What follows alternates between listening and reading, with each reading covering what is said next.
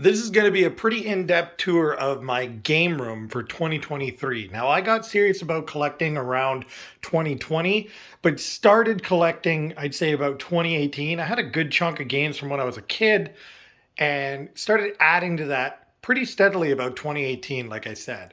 As soon as the pandemic hit is when I got real serious about it. And so this is about 3 years, 2.5 to 3 years worth of collecting seriously. So it's in my basement. Basement is unfinished. The house is rented. So unless we purchase the home, it's probably going to stay unfinished.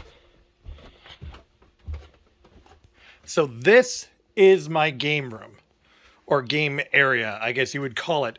The main three sections. This is all Sega. Over here is all Nintendo. And in the back there is all PlayStation. I also have the Xbox mini fridge.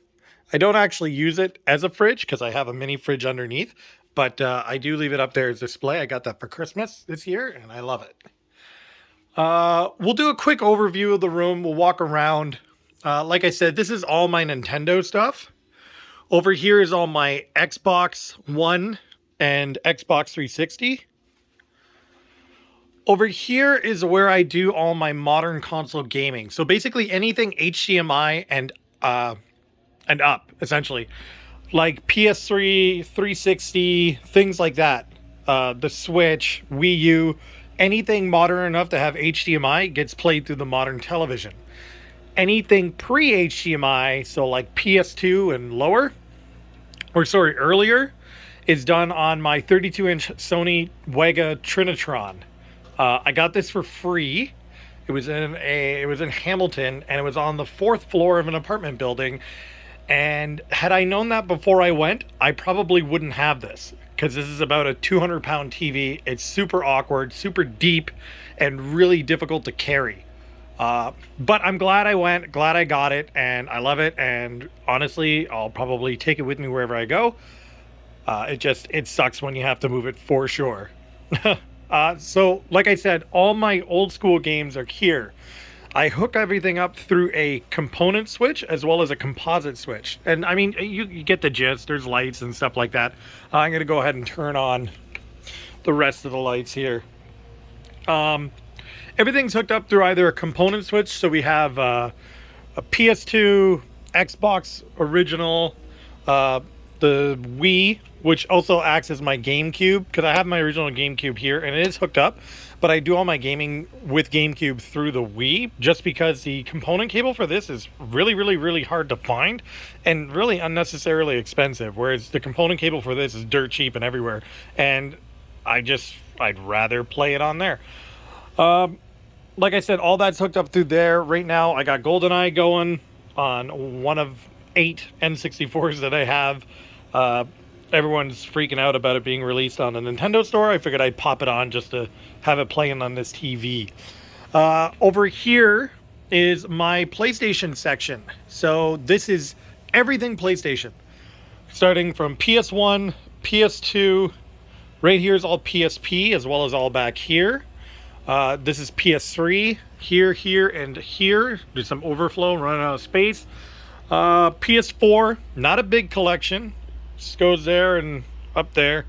PS Vita is right in the back there. Got a good amount of games. Basically everything popular in first party. I'm starting to work on my Japanese collection just because there were so many more titles released over there, and they're really inexpensive. You can get bulk lots off eBay for super cheap. And PS5's up top. I also have all the horror section and everything. I like to try and have all my favorite games out on display. So PS1 games are up here and over here and there. There's Lunar for PS1. There's a few standout PS3 games like Painkiller and this game that I found by Atlas. Anything Atlas usually goes up in value. I got that for pretty cheap. I think it was $30. I've never played it before, never heard of it before, but saw that Atlas made it. And so I was like, all right, I got to pick that up. They're the rarest PSP game. There's Obscure, which is a really rare PS2 horror game, and they also made it on the PSP, so I got it there. Anyways, yeah, so that's a quick overview of where everything is. Over here is basically my favorites. So Final Fantasy VII is the first PlayStation game I ever got, and it also got me into the Final Fantasy series. It was my first JRPG, and I fell in love right away and have loved it ever since. That's why I have the splash screen for Remake on the PS5 over there. Basically, my favorite game. So what I have in here is every version of every release. So that is the official, this is the official North American release, first party or whatever. That's the greatest hits North American release. This is a really rare, I think there's like 600 of them. It's a misprint greatest hits version of Final Fantasy VII. So it's this game here. But what ended up happening is that during the printing,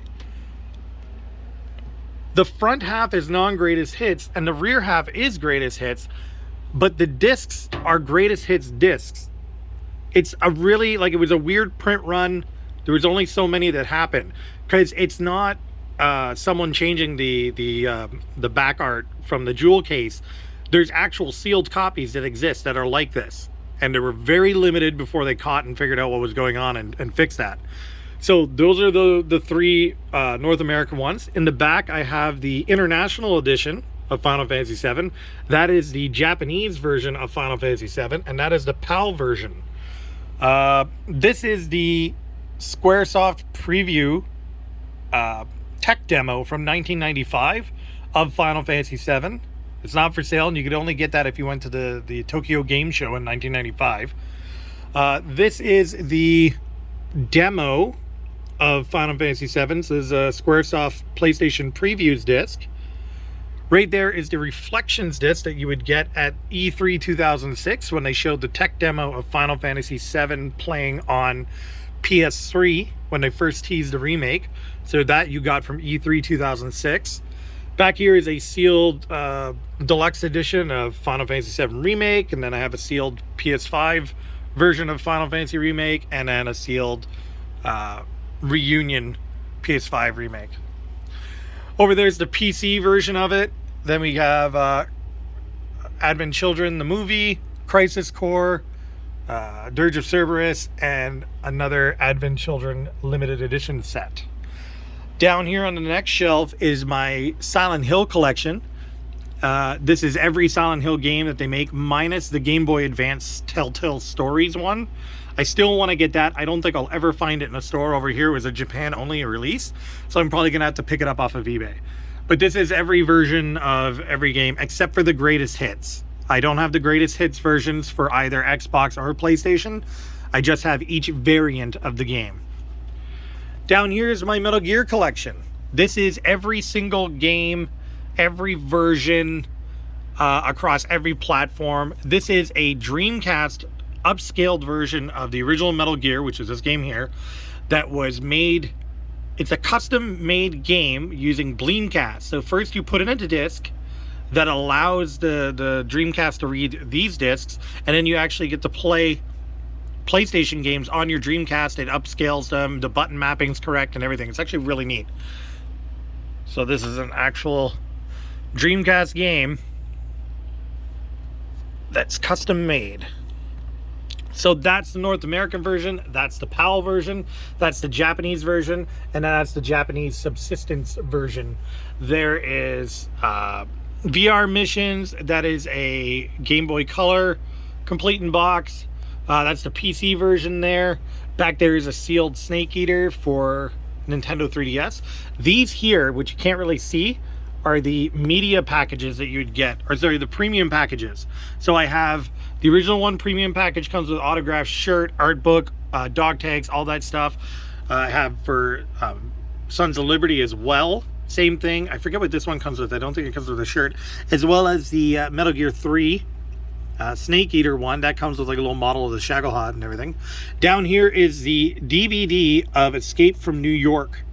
This is the movie that gave Hideo Kojima the inspiration to create the Metal Gear series and Snake. So his name is Pliskin and his code name is Snake, and that's what made him create David Hayter's character in Metal Gear. So in Metal Gear 2, Iroquois Pliskin is Snake's like cover name when you meet him on the big shell as Raiden, and that's his name, Pliskin.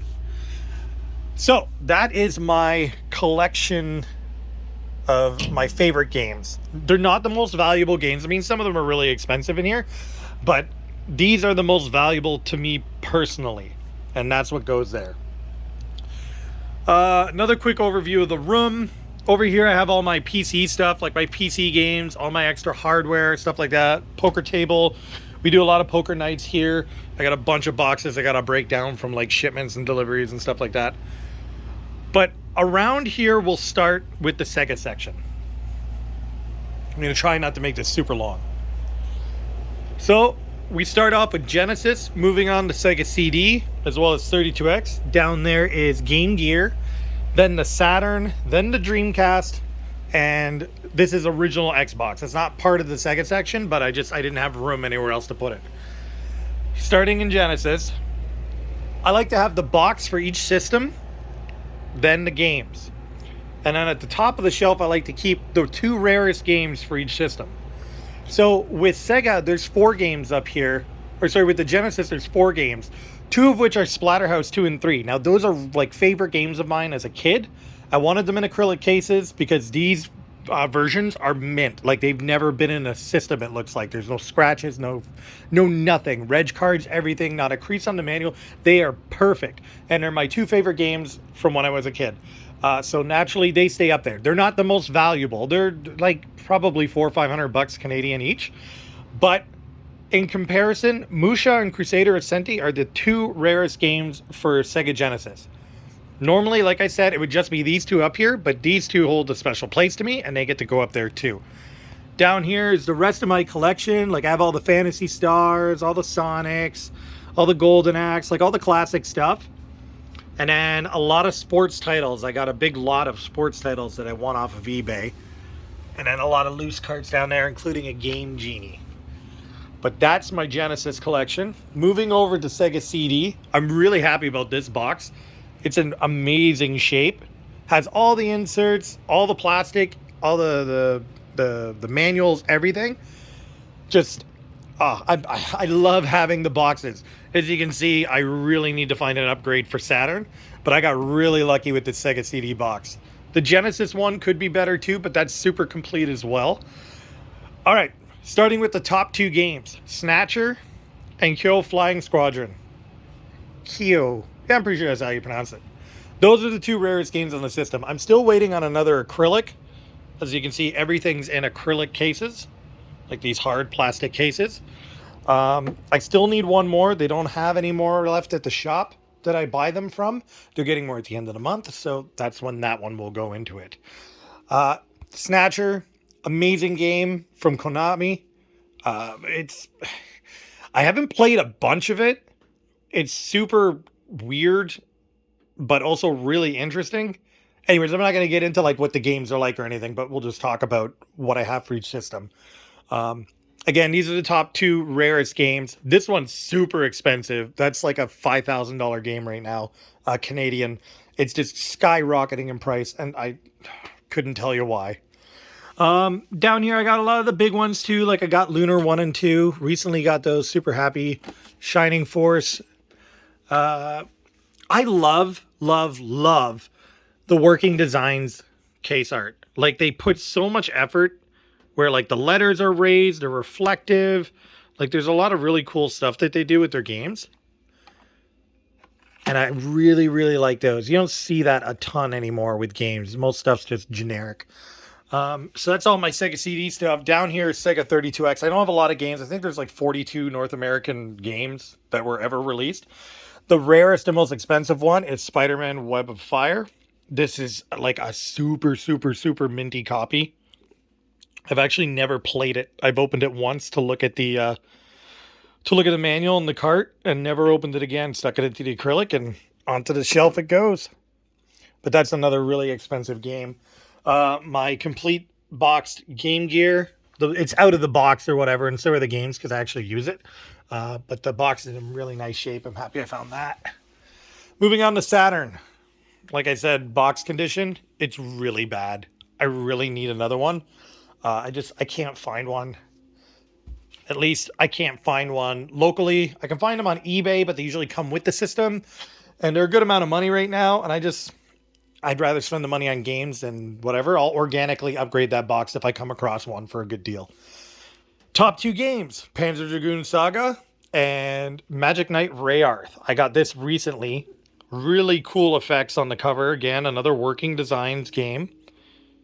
And what's really cool about this, Lunar as well as this game, they all have disc variants. So when you open up the game, you'll get a different disc than other people that bought the same game. There's like 7 variants for the Lunar titles, and I think there's 3 for this. The one that I got has the redheaded girl. I forget her name, but she's the one on my disc. Now, down here, the rest of my collection, there's a lot of like good stuff in here too. Again, Albert Odyssey is another working designs game. That's another really rare game. Not super expensive, like in maybe the $500-$600 range. For example, this is like $1,400 and is around $2,000. Again, another really odd rare game for Saturn is Winning Post. Like there's so few of them out there. It's just like a horse betting game. But that's like a decently expensive game. So that's my Saturn collection. Pretty good size. I'm running out of room. Unfortunately, but also it's good to run out of room because that means you have more Saturn games. Over to my Dreamcast, my favorite system. I remember day one, September, God, what was it, 19th? September something. September 9th? I can't remember what the launch day is. It's my favorite system. I can't remember the launch day, but it was 1999. I remember going to Sellers with my mom and buying a Sega Dreamcast, and I was so happy. This isn't my childhood Dreamcast. My childhood Dreamcast is up there. I have a replacement Dreamcast that's over there that doesn't have any yellowing. It's like, it looks perfect, but my childhood one sat in the sun, got a lot of yellowing, but I never got rid of it, and it's sitting up there. This is a brand new in-box, opened. They never sealed the boxes with stickers or anything back then, but this is an unplayed, untouched Dreamcast. So it's as brand new in boxes as you can get. It also came with brand new memory card unit, controller, as well as another, I forget what this is. It's a jump pack. Like a rumble pack or something. But it came with those as well when I bought it. Again, these are the 2 rarest Dreamcast games, Illbleed and Cannon Spike. They're starting to get up there. They're not unobtainable right now. Like, I have more expensive Saturn games that aren't up on the top than these 2 games, but they are going up. And if you do want to get one, I would do it sooner than later because they're not going to stop going up. Down here, Skies of Arcadia. That's another pretty good one, pretty expensive one. Not terribly expensive, like $300-$400. Sonic Adventure 2, Tokyo Extreme Racer, like my favorite racing series. I have 1 over there and then 2 over there. This is my Japanese set. So I don't have a ton of Japanese games, but like D2 is a really cool game. The original D was on Saturn. Where is it? Right here. So this is the first version that came out. It came out on the Saturn, and then they had a sequel which came out on the Dreamcast called D2. This is the Japanese version. That's the North American version. Grenadier, another great RPG. This is the Japanese version of Shenmue 1 and 2. That's the American version of Shenmue, or North American, I should say. And I also have the US version of Shenmue that was released in Japan. So it had English voiceovers, but Japanese subtitles. Same game, just Japanese subtitles. Kind of a rare game. It was only released there, and it doesn't really make sense why they did it, because it's just a North American version with Japanese subtitles. So that's my Dreamcast collection. Here's my original Xbox collection. Nothing worth mentioning in terms of just like filler titles. Nothing standout or rare. Like over there's a lot of like rare games that are in the collection. But over here, there's nothing worth mentioning. This is the 3rd rarest game for the Xbox. It's Outrun Coast to Coast 2006. For whatever reason, it's a stupidly expensive Xbox game. I also have the Futurama for Xbox coming. That is the second rarest, or this is the second rarest, and Futurama is the third rarest. The first rarest game is what is it called? Teen Titans. It's like $600 right now. I don't have that, and I haven't found one yet. But that's my Xbox collection. Not much to talk about. All right, the Nintendo wall. So, starting from the right, Nintendo 64. So all my carts are here. These are stands I get asked a lot about where I get them from. And they're from Etsy. They're 3D printed. They're super easy to assemble, and they work great. Basically, there's a little outline in each of the steps, I would call them, that fit into the shape of the cart. So you just put the cart there, holds it in place, doesn't go side to side, doesn't go front or back, and you can hold 10 on each. So those are all my loose carts, games that I play mostly, like all the Mario Party, Smash Bros, blah, blah, all that's there. Underneath is all my boxed Nintendo 64 games. Now, a lot of these games I have doubles of because I don't want to open the boxes because it puts creases, it puts wear. I'd rather they sit and nothing happens to them. Some of my more notable titles, probably Conker's Bad Fur Day. That's like super complete. Every paper, the box is in amazing shape. Yeah, that one's a pretty good one. Ogre Battle 64. This is another Atlas game. Box is in amazing shape. The manual's perfect. Cart's in really nice shape too. The only annoying part of getting games off here is because you gotta reorganize them. I'm like OCD. If I put them in and one's like a little bit further in than the other, it kind of bugs me. But basically most of the main stuff, so like Super Mario 64 is right there, GoldenEye is right there. So all these games are in the boxes as well as up here. So like Mario 64 is, where are you? Right there. So that's my loose copy, and then I have another copy in there. What else? Anything else worth mentioning? I got some cool ones. So like if you look here, here's Ocarina of Time. This is a player's choice one. I do want to get the first print one as well as the collector's edition.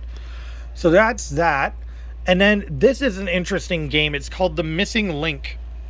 Now, what this is the time between Ocarina of Time and Majora's Mask is filled in by this game here. Now, this is a custom game made by fans, I guess, but it is so well done that it fits perfectly into that sort of universe. And you can play all three of them concurrently, or not concurrently, but like one after another, and it really fills in a lot of blanks, and it's a great addition to any Zelda fan. It's not cheap, but it's also definitely worth it if you're a fan of Zelda and you actually want to play it. All the Mario parties are down here. My Mario Party 2 is super sun bleached. I need to find a better version of that. What else? Yeah, so anyways, that's all of those. On the bottom is my Ice Blue and my Jungle Green Fantastic N64s. In the middle up here is my Virtual Boy.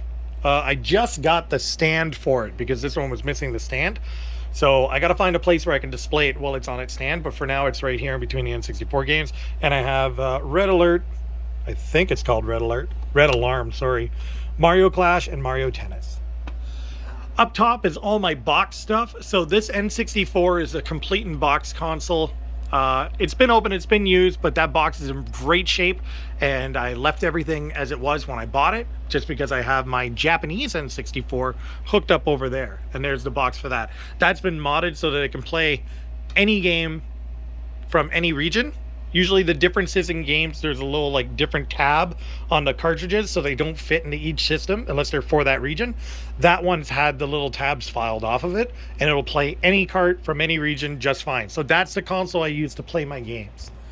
Up top, Final Fantasy 1, Final Fantasy 3, Final Fantasy Mystic Quest. I still need Final Fantasy 2. I need to find like a complete inbox with map, really good shape example. I just haven't found one yet. Like my Final Fantasy 1 still has the Eaton Store's price tag on it of $69.99. So I really enjoy that. Up here's my Power Glove. Complete in box. I have it outside the box just to be on display. It's still got the original price tag from Zellers for $120 from 1980, whatever the fuck, whenever that came out, 89, I think. Some more boxes. Super Nintendo, original Nintendo, Earthbound. This is the rarest Super Nintendo game. This is probably one of the best RPGs ever made. Like, the character Ness has been in all the Smash Bros and everything else. I've never fully played it. I've turned it on, I played it for a bit, never beaten it, never got super far into the story. Just have so much to play, and so much stuff keeps coming out that I never really have time to go back. But I will eventually play that and beat it. All you ever hear is good things. So this is a fully complete big box, has the manual, has all the scratch cards in it, carts in perfect shape. That was pretty expensive. You can find them in like the mid twos US, so around 3,300 Canadian. I didn't pay that much, but I paid a lot. Over here is a complete in box Super Mario Bros. 1, 2, and 3. They're all in amazing shape, like really, really nice shape. Not super expensive games, but I wanted to put them in acrylics just because of what they are and what they represent. This one's probably the worst conditioned of all of them, but again, this is like 1980s, and it's super complete. Like, amazing. I love it. So those are the big three there. Moving down, we got Wii U. This is the rarest Wii U game. This is Devil's Third, and this one is factory sealed. I don't have a lot of like rare sealed games. I have a lot of like sealed games just because I buy them physically and then download them digitally and just keep them sealed because I don't know, maybe one day someone will care, but for me, I like to physically have them, and if I can keep them sealed, great. If not, whatever. So this is sealed. Honestly, I didn't want a sealed version of this. I wanted a loose one so I could play it. But when it showed up, I did not realize that it was factory sealed. And I paid a good amount of money for it, but I paid the same you would for an open copy. So I just was like, all right, I'm going to leave it sealed. And if I find another loose copy for like a reasonable price, maybe I'll buy it and then sell this one. But chances are I'm probably going to hang on to it for as long as I can. And that's why it's in an acrylic, because it is the grail of Wii U. Down here, more Wii U spills off. Then we get into Switch. I have a few limited run games by Switch, like Doom 64. I have Doom on every console, essentially. And so when they re-released this, I had to get it. I have my 64 version of Doom is there. I got Doom down there on the a boxed version on the Super Nintendo, but we'll get to there. So that's Switch. Not a big collection. I don't know. I like all the Mario games and like the Mario Party games and stuff like that on the Switch, but I don't know. There's nothing really that stands out. I beat Breath of the Wild on the Wii U when it came out, so I have it on the Switch. I don't know. There's nothing that really brings me back to the Switch. Below that is GameCube. Now I have most like super rare titles on the GameCube. Like I have every Resident Evil that came out on it, all the Mario parties, Pokemon Coliseum, Pokemon Gale of Darkness, every Zelda that they made. This is Pokemon Box. That is the grail for the GameCube. Now this is the PAL version. I couldn't find a North American version at the time that I was looking for one, and they've gone up quite a bit. I may get the North American version eventually. It's not a huge thing to me. Like, it's not I gotta have it. So the PAL version I picked up a while ago is sort of just filling that void, so to speak. Eventually it will be replaced with the North American version, but for now it's the PAL version. Moving down, another one of the heavy hitters for GameCube is Chibi Robo, as well as Fire Emblem Path of Radiance. So those two are down there. More GameCube games. This is more filler stuff. All the first party and like cool higher end stuff is up top. I'm sure there's some stuff down here that's a little bit better and maybe belongs up top and vice versa. I just haven't organized it.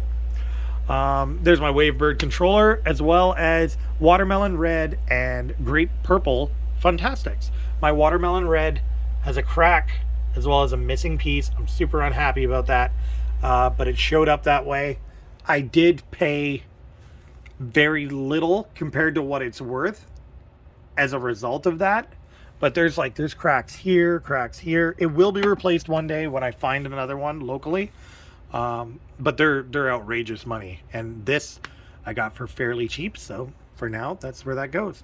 Down here is Player's Choice GameCube games, as well as some Japanese GameCube games. So like these are all the Mario parties, but the Japanese versions. And the GameCube games from Japan are really cute and like in small little packages, which I think is super neat.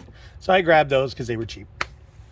A couple more non-greatest hits or Player's Choice GameCube games there. Moving over, Wii. So there's Mario Party 8 on the Wii, Japanese version, and then there's 8 and 9 there of the North American version. These are all repro cases. Okay, these aren't first-party cases. These are placeholders and display. I will eventually replace them with real ones. Like everyone notices because of Leaf Green. That was a Japanese only. It was never released in North America, and I have a North American box of Leaf Green, so that gives it away. Same with down here. All these, I got them off of Etsy. They were super, super, super cheap, and they look great on the shelf. So as display pieces, that's what those are. Down here is my 3DS collection, as well as my DS collection over there. There's Chrono Trigger on the DS. These are my first two, as well as my first ever Game Boy games. So my first Game Boy I ever got, my first ever, what's it called? Games that I got for it. So I have those in little acrylic cases. They're not worth hardly anything, but they're from my childhood and they're my first memories of my Game Boy. So I'll never get rid of them. And then this is a Pokemon card that I pulled.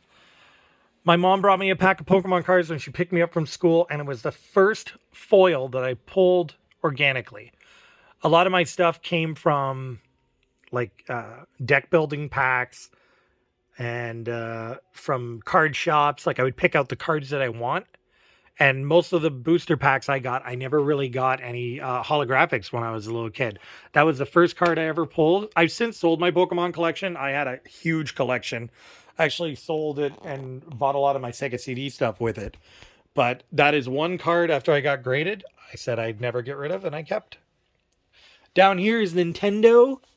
A lot of like the traditional stuff. So like I have a loose Super Mario 3, a loose Mario Brothers, which I think has Duck Hunt in it too. What's rare about the one up top in the box is that it's not a Duck Hunt Mario combo. It's just Mario. So it's a very early game. Contra, Super Contra, Athletic World, which is the... Anyone big into collecting would know stadium events. Athletic World is what stadium events became. So I have that there. Metal Gear 2 is in there somewhere. I also have it complete in box, sealed over in my display case. The 2 Metal Gears for Nintendo. So that's that. I don't have a ton of NES games. Down here is Fire Orange and Smoke Gray of the Fantastic series. Below that are my boxed Super Nintendo games. So I have Chrono Trigger, Doom, Primal Rage, and Lord of the Rings. So those are down there. Over here is all my loose Super Nintendo games. Not a ton. Probably a lot of like... I have a lot of these games on Genesis as well. Just because a lot of those games back then were multi-platform.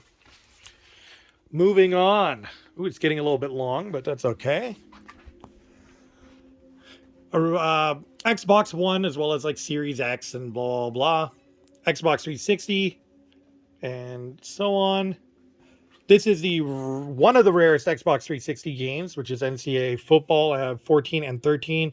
This is another sort of like $100 game. Splatterhouse as well. And then down here is a lot of just junk. There's so much filler on the 360, and I've run out of room. So thankfully, I don't have to buy any more of it. Again, where all the modern stuff is played. We went through all that. Over here, these are the top 3 rarest games on the PS2. So we have Kuon, Rule of Rose, and Haunting Ground. All the PS2 grails are horror games, essentially. Same with PS1, actually. So those are the top 3. Over here is Obscure and Blood Will Tell. I think that makes up the top 5. There's Obscure Aftermath. Clock Tower 1, 2, and 3 for PlayStation 1. 3 is for PlayStation 2. These are really expensive. This is like a $600 or $700 game. This one's about $300 around there. Not too bad right now. Fatal Frame. All those are sealed. So those are complete and sealed, never opened. They're not super valuable. They're like $100 each, something like that. But I really like PS2 era horror games. So I have those. Again, all my PS5 games, nothing that stands out. There's like the system's so new, there really isn't like a grail or anything for it yet. PS4, the grail is Poop Slinger. And I don't want to pay $25,000 for a game where you throw poop emojis. I mean, if I had the money and didn't need to do anything with it, maybe. But at the same time, that's stupid. But that's the grail for PS4. Down here, Dino Crisis 1 and 2. Really great games. Very similar to Resident Evil. They're made by Capcom, except they're with dinosaurs, not zombies. There's Spawn. I really like the cover art of this.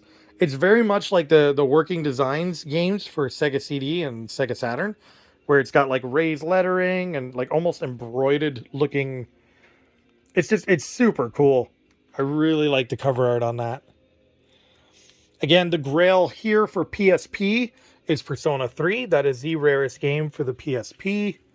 Parasite Eve 1 and 2, as well as the Third Birthday. That's a cool series that started on PS1 and moved over to the PSP. There's another version of Lunar, but that one's on PSP. The rarest game for PS3 is Painkiller. It's not the rarest on price charting. Price charting has it at like $60. This is a $600 game. It's a super weird variant on the PS3, and for whatever reason, it's worth a ton of money right now. Vagrant Story, Bushido Blade 1 and 2, all the Xenosagas. This is a big one. Pretty rare. That is the largest game ever made for PS2. It's also the only game that has multi-discs. That is a 2-disc game because there's not enough space on one disc, which is really weird. It's the only PlayStation 2 game that's like that. Xenogears, amazing, amazing, amazing game. I got not super far in it, but I loved every minute of it.